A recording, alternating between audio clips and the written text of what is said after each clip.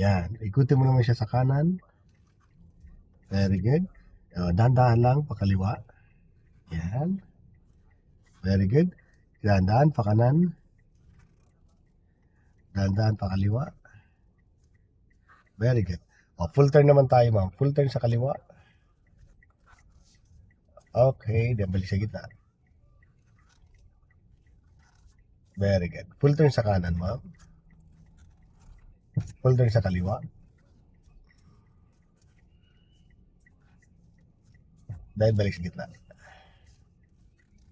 Yes. Okay. Okay, pag ang sakyan mo dumiretso, ibig sabihin yung gulong niya nakadiretso. Kadiretso. Pag ng gulong mo, ang sakyan mo pumunta sa kaliwa, ibig sabihin yung gulong niya nakakaliwa, ma'am.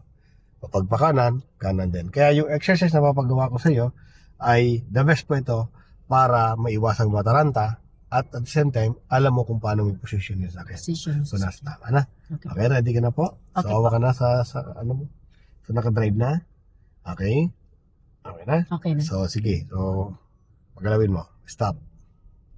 Stop muna. Okay? So, naramdaman mo saan dumiretso lang yung sakyan mo? Oo, diretso lang. Diretso lang. So, ibig sabihin, yung gulong mo, nakadiretso. Dahil itong posisyon na. Ngayon, huwag mong pagalawin yung sakyan mo. Ikutin mo na siya ng kaliwa.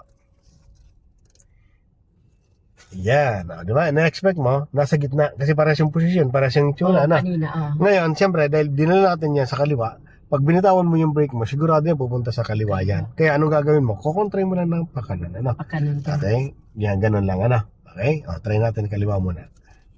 Okay? So, ready ka na po?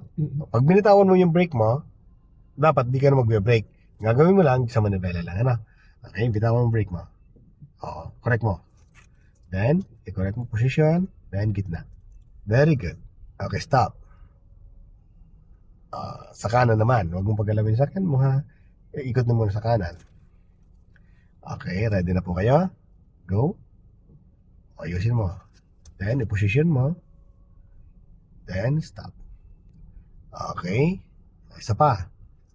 Ikutin mo naman kaliwa. Ready na po? Ayusin mo.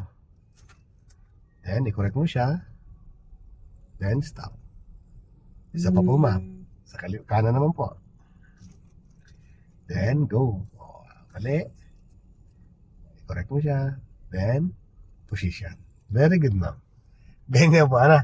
So, mararamdaman mo yan mamaya. Pag daliko tayo or nakikipagsabayin tayo sa mga sakyan, yung kanina, di ba sabi mo sa akin, naninigas yung katawan mo. Kasi nga, di mo alam kung nasa ng position ng gulong mo. Kaya yung exercise na yan, the best po yan. Gagawin yan hanggang masanay lang, hanggang mapamilyar mo na kung nasa ng gulong mo dahil dito. Kasi ang gulong, hindi naman natin makikita yung gulong dito sa loob ng sakyan mo. Nandito talaga siya. Dito mo siya kukunin. Ano pa? Okay? So, medyo okay na kuya. Kaya pag ganun, kasi straight ko siya, tapos medyo nakuha ko na yun. very good. Mula po yung guhit, ha? Yan. Pag kurbada ang kaliwa, yan, yung uso ng sakyan, lalapit mo dyan sa kaliwang guhit. Ano po? Gas ka pa po, ma'am. Play pa po ng konti. Doon tayo kuya, kaliwa tayo. Kaliwa tayo. Signal. Position, nakaposition pa rin naman tayo sa guhit ng kaliwa. Okay. Iyo. Signal mo lang po. Kita mo na. Yan. Basta iwasan mo lang siya masagasaan ang guhit na yan. Kasi pag nasagasaan mo yung guhit na yan, masikip na yan sa kaliwa naman. Yung part ng kaliwa.